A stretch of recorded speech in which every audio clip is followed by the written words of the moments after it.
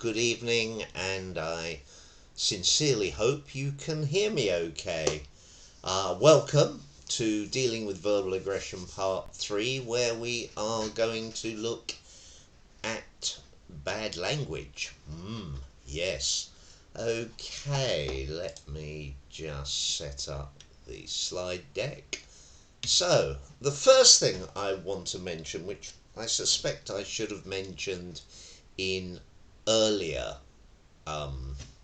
sessions, and I will mention in later sessions, especially when we get into showing you and sharing with you physical defensive techniques, which, as I've said before, is only a small part of self-defense, but obviously a very important part. Everything works and everything fails. It's one of the things that maybe I'll do a Robert's rant on it one day. It's one of the things that kind of annoys me. A lot of self-defense instructors, and I've probably been guilty of this myself in the past, teach things as if those things are always going to work. Nothing always works. On the other hand, the silliest things that you see on, I don't know, YouTube or anywhere, and you think, my goodness, that is a load of... Somebody somewhere probably did it and got away with it. So everything works and everything fails. So what I'm saying is you need to make your own decisions. Well, that's a big surprise, isn't it? Anyway, you need to make your own decisions. You need to think about the things I say and figure out if they are the best for you or not. The other thing that I want to say before we start, actually a couple of things. One, if you are watching me live on YouTube rather than the recording, there is a chat box. If you enter, surprise, surprise, if you enter comments into the chat box and they are questions or comments that I can reply to, then obviously I will reply to them. It's sort of just there in my line of sight, although I'm looking at the camera, of course. Otherwise, it looks bad, doesn't it? Anyway, was that one thing or two things? If I think of... Oh, length, I know. Yeah, because I don't have a script. I have prompts, but I don't have a script. The other thing is this session tonight will either be just a few minutes long, or it will be as long as the longest piece of string in wherever string lives. We'll just see how it goes. We're going to deal with bad language. Bad language is not what I mean when my tongue gets tired and I say the wrong word, which, if you've listened to me on any of my other live streams, you will know is something that happens quite a lot. No, bad language is, cue next slide, swear words. Racial or religious insults, insults about gender or sexual orientation, and obviously quite a lot more besides. Because this is YouTube, and because obviously anybody can see this, and I do not know you, I do not know what your sensitivities are, instead of doing what I would be doing back in the day when I used to teach this as a live seminar where I could interact with people directly, and we could get people using extremely colourful language, which was great fun. I remember having a comment once from a very nice young lady at the end of a couple of days course where she said, wow, it was so nice to be able to use colourful language without, losing my job, because you were teaching people how to deal with it and hopefully share with you some ideas. A couple of fairly simple ones, to be honest. For this video, the worst swear word that you can imagine, that I can imagine, we're going to replace it with the word carrot. Carrot. You carroting carrot. You can carrot your... And occasionally I may use other words. I might go broccoli. Or if I'm feeling really, really ugly, cabbage.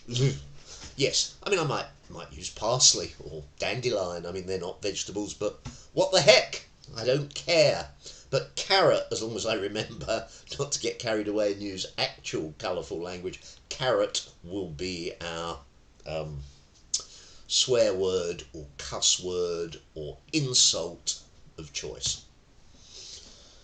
I want to take a minute of your time and I want you to think about attitudes towards bad language. In particular, I want you to think about your attitude towards bad language. How do you feel if somebody is rude or insults you? How do you feel if somebody is rude or insults somebody you care about? And how do you feel actually when, as happens to most people, you actually use colourful language, the occasional carrot, yourself? What are your attitudes towards that language? How do you feel? How do you react? So I'm just going to pause here for a little while, 10-20 seconds, and let you think. In your head, little list.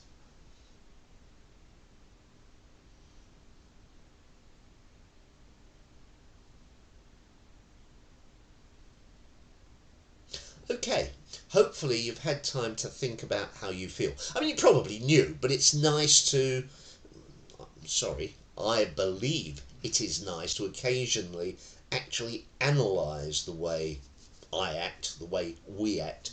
All too often in life, we react without really knowing why we're reacting in a particular way, and occasionally it can be very powerful just to take the time and think, ooh, why did I do that? Or why will I do that? Or why should I do that? So, let us move on.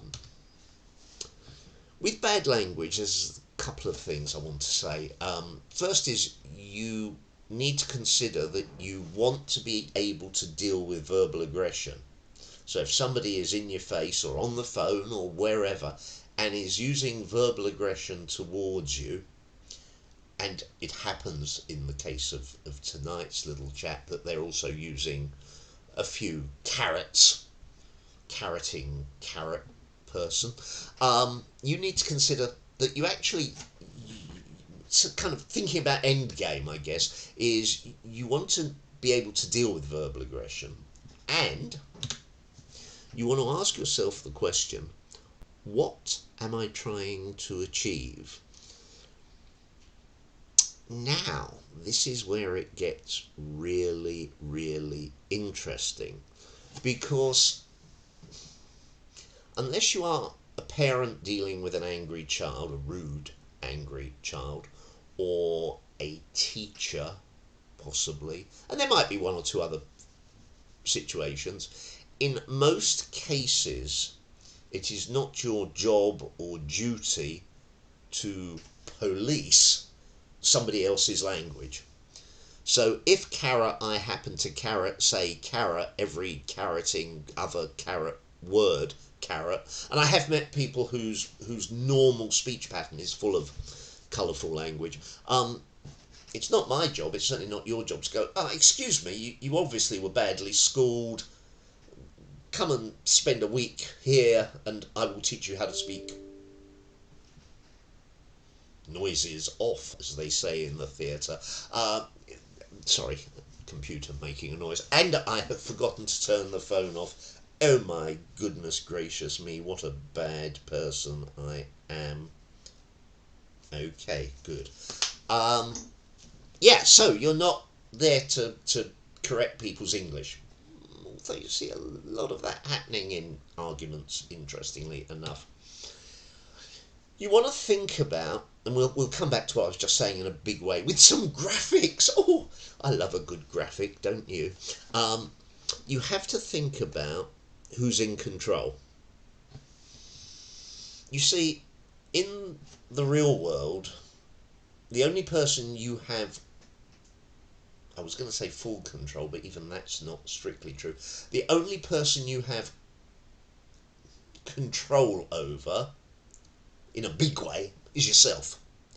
I will exclude from that if you, I don't know, if you were the slave master on a Roman galley one of the big ships they had that were allegedly driven by slaves, and obviously if you had a slave you could throw them overboard if they didn't row fast enough or whatever. So unless you're somebody like that, you haven't really got and even then you wouldn't actually have had full control. You don't have full control over anybody but yourself. So it's up to you, up to me, how I respond to bad language. It's not automatic, and it is not based on what you did yesterday, the day before, or the day before that. It is absolutely based on what you choose to do.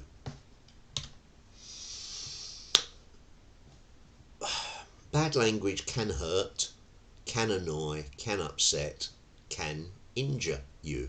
And that's not just swearing, that's any kind of insulting or demeaning language. But if you think about it, if somebody you cared about or respected or was in a position of authority maybe said to you, you're a worthless carroting carrot, and unless you, I don't know, carrot, you'll get the sack, I'll leave you, whatever. You take that to heart and it upsets you, it annoys you, whatever. If, on the other hand, you are walking down the street and you overheard a conversation where somebody was saying, I don't know, look at the window display in that carroting shop. That carroting carrot, broccoli window display is carrot.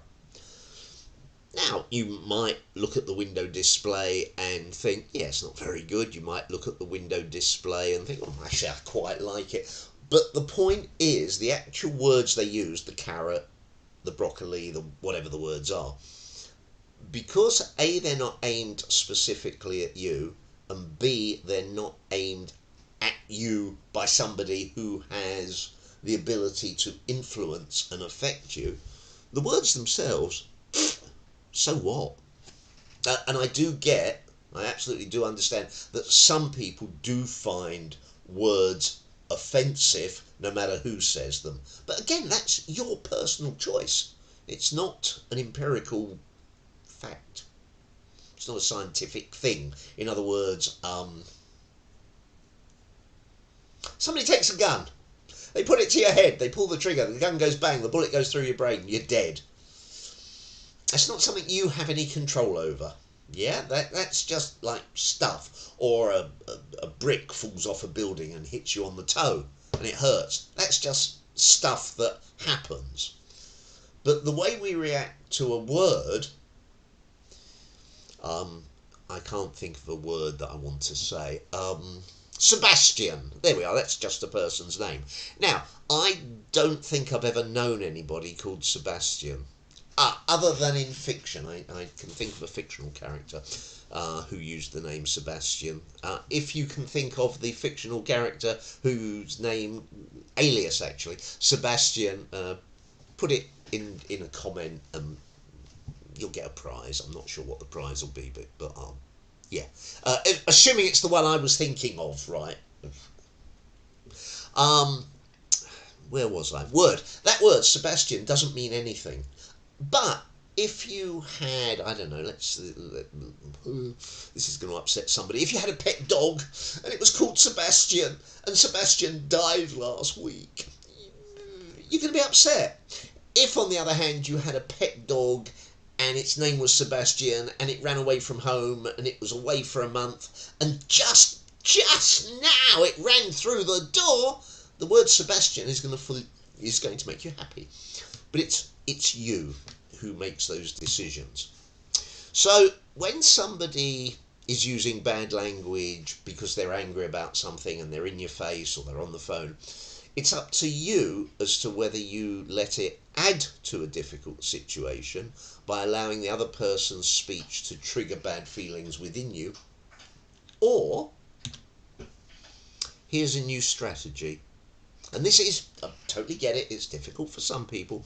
Realise that somebody wants to communicate with you, but they don't have the right words to elicit your help. that you may want to come back and reread and relook at afterwards. These are the graphics I mentioned. Stunning, aren't they? They're and if anybody out there is going, oh, they're carrot graphics, well, okay, you're entitled to your opinion, and I won't actually be terribly upset. Here we have number one, the issue. We have somebody who is angry about something. And then we have bad language. That is the same person. That's not a second person. That's the same person using bad language. And then we have us, we're the little yellow one, and our response to the bad language. Now, I want you to imagine, I thought about this earlier today and I came up with a scenario.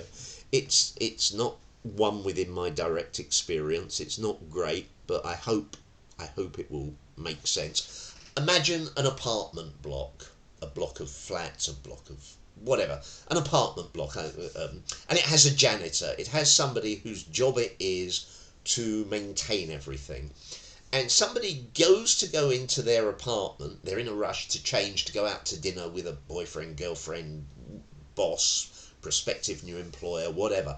And the door's jammed, and it's because the hinges are rusty and horrible. And they call you, and you come, and they say, "You carroting janitor, you carroting, fix this carrot door, carroty, quick, carrot."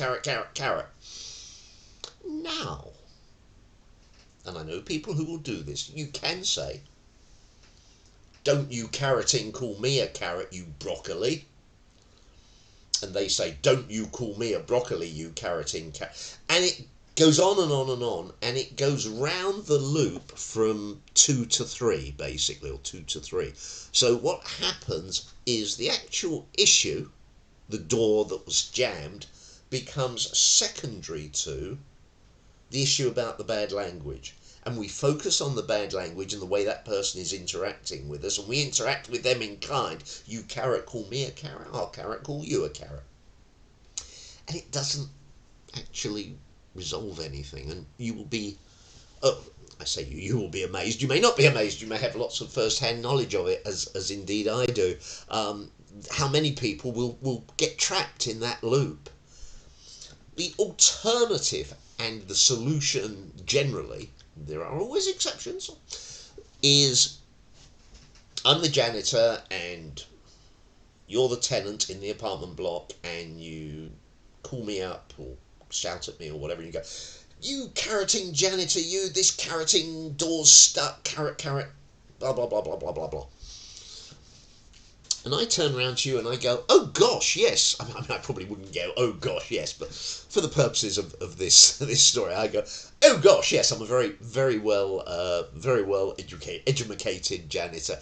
Oh gosh, yes, this door is indeed stuck. I will immediately, without hesitation, go and get a can of oil and fix it."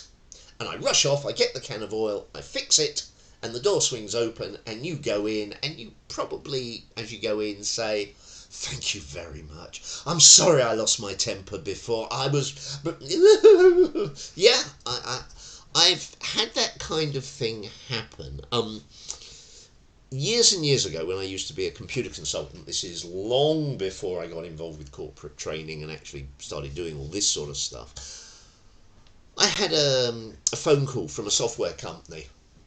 And they said, "We've got this gentleman, he bought our software from a dealer, and he's dealt with that dealer, and he's dealt with another consultant, and he's fallen out with both of them. And we know," don't ask me how they knew, "we know you're quite good at dealing with people. We think you might be able to handle him." So I spoke to this person, and basically, I'm going to edit the story slightly. He needed a software upgrade, and in those days, you're talking about floppy disks. You can look it up on Google. He needed a software upgrade. It needed to come to me. I needed to go to his place to install the software on his computer so it would fix the problem he had. I said, "Yep, we can help you. We haven't done business with you before. You'll need to pay us up front." Okay. He paid. Actually, the accent is completely wrong, but I don't want to say, well, No, it doesn't matter where he was from. He was a really nice guy, actually. Anyway, yes, he sends me the money. We promise him the software on the Wednesday. I'm making the day up. It doesn't come. On the Wednesday evening, I think I phoned him up and say, terribly sorry it hasn't come, and he loses it, carroting carrot. You carrot, computer carrot people are all the same, and you've had my money, and I'm gonna... I said, look, terribly sorry, I'm sure it'll be here tomorrow. Please give me till tomorrow. And he did. And it came in the morrow, and I went down and I installed the software, and it fixed the problem, and he was very happy. And I said, could we just go into your office and have a little chat? And he went, yeah. We went in, and by this time, because I'd been to the premises and I knew a little bit about him, this gentleman was selling high-ticket items into the building industry. And what would happen is a builder would order from him, let's say, 20 of these items, and the builder would then find they only needed 18. Now, he could have just phoned him up probably and said, would you take 2 back? And he probably would have. But they tended not to do that. What they tended to do was damage 2 of them, making them unusable, and then send them back as damaged. And this guy would know they didn't get shipped out damaged, and he would phone them up, and there would be colourful builder language. Now, obviously I don't know where you are, where you're watching this, but I do know in many countries builders do use lots of carrots in their language, carrots and broccoli and parsnips and probably several other colourful euphemisms that I've never even heard of. So this guy, because he was in the building industry, was used to being like all the time, pretty much. And I said to him, and this bit is completely true, I said to him, look, you're used to dealing with builders and you're not used to dealing with computer consultants. The reason I am the 3rd computer consultant you've had, I think within like a year or 18 months, is because when you go carroty carrot, carrot, carrot to a computer consultant, they get scared and they run away and hide. And I think I actually used the phrase, they run away and hide under the table. Now, this guy ran his own business. It was these items that he was selling were high-ticket items, expensive, in other words, and he was nobody's fool. And it was, one of those light bulb moments, and we had a business relationship for several years thereafter. This is 20 plus years ago, and even then, because of the kind of work I was doing for him, he was paying somewhere approaching £200 an hour for my time. Admittedly, I wasn't spending days and days and days working for him. It was an hour here, a couple of hours there, but the work I did was high value work. But he was a great client from that conversation onwards, because I took the time to explain to him that there was a better way of getting the result he wanted, and he was bright enough to figure it out.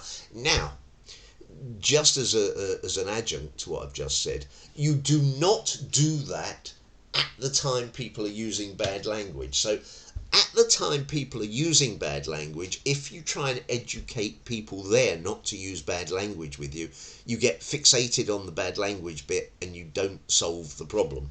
If here you solve the problem first, so Mr. Number 1 with the growly face becomes Mr. 1 with a happy smiley face, then you may, as long as you're polite and honest, may be able to resolve that issue in terms of the language they're using. Because most people get angry because getting angry gets them the results they want. Yes, there are some people who get angry, it's kind of a visceral thing, they don't even think about it. But I would argue that most people get angry because it's been in the past a successful habit. So in other words, you go into the shop and you make a big fuss and the manager rushes over because he doesn't want you making a noise in the shop, and you get dealt with. The squeaky wheel gets the most oil is the old saying. But if you can show somebody that when they're dealing with you, there is a better way of getting the results that they want, because the results they want are very often the results you want. And even if you can't give that person the results they want, maybe you can make... Sometimes you have to say no to people. And I've dealt a lot with businesses where the requests that they get from angry people are not fulfillable. And it's amazing how modifying your behaviour towards the angry person and not worrying about the fact they're angry, looking at factual analysis of what the problem is and what is, if possible, the best outcome. And if there isn't a best outcome, what is the best way of explaining there isn't a best outcome? It's amazing how education in that way, excuse me, slurp of water. It's amazing how that can improve things. Okay, so kind of almost a wrap up. You have to kind of say to yourself, when you swear at me, I will treat it as an invitation to communicate and a request for my help. And for a lot of angry people, that is absolutely true. Bear in mind, I've said this before, we are not, at this point in this particular series of little chats, we're not talking about people who are trying to bully you. Bullies will use language to intimidate, and they're not trying to communicate, they're not trying to get help, they're trying to intimidate, dominate, scare you.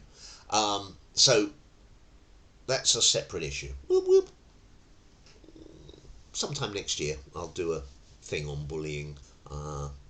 Quite like it, actually, bullying. It's an interesting subject in its own right. But when you swear at me, I will treat it as an invitation to communicate and a request for my help. Also, saying to yourself, perhaps, if you choose to, I will choose to deal with verbal aggression more resourcefully, and I will think more coinedly. I'll think more coinedly. I will think... Oh, gosh. I don't know where... I don't know. Honestly, it was just water in there. Excuse me. I will choose to deal with verbal aggression more resourcefully, and I will think more kindly towards verbally abusive people. It's an affirmation. You say it. The first time you say it, somebody gets in your face, you're going to forget it. The second time you might forget it. The third time you might remember it but forget to do it. Down the road, if you continue to try and think better of people, people will act better towards you. I was reading a thing on Facebook, actually, funnily enough, a little meme or a story or something. Yesterday or the day before. I have no idea if this is true, but the thing was, it was saying two dogs that go into a room separately, one at a time. One dog comes out really angry. That's my fantastic imitation of an angry dog. And the other dog comes out all happy. And what this is saying is, in the room is a load of mirrors. So when the angry dog went into the room, it was surrounded by other angry dogs. It came out more angry. The happy dog, that's me being a happy dog, went into the room, saw lots of happy dogs, came out happier. There is an awful lot of truth in that. The things that we expect are often the things that we get. That's the end of this brief look at dealing with bad language. Probably next week and probably next Friday, we will look at dealing with verbal aggression in a face-to-face situation where there is the possibility of physical danger. Again, as a separate subject, we will look at the sort of situation where it is verbal a verbal encounter where the physical encounter is virtually inevitable. We will look at that as a separate thing. So the sort of person that comes up and goes, "Oi, you, doof," right? That, however, we will deal with probably more when I start doing the physical sessions, which fingers crossed we may sneak one of those in next week. It will depend on whether my associate can attend and we can thump each other. Well, actually, I will concentrate on thumping him and not being thumped because I'm old and frail. That's it for tonight. I hope, whether you have watched it live or whether you are going to watch the recording, that some of it will resonate and be useful. And I look forward to seeing you again. Thank you very much. Bye bye.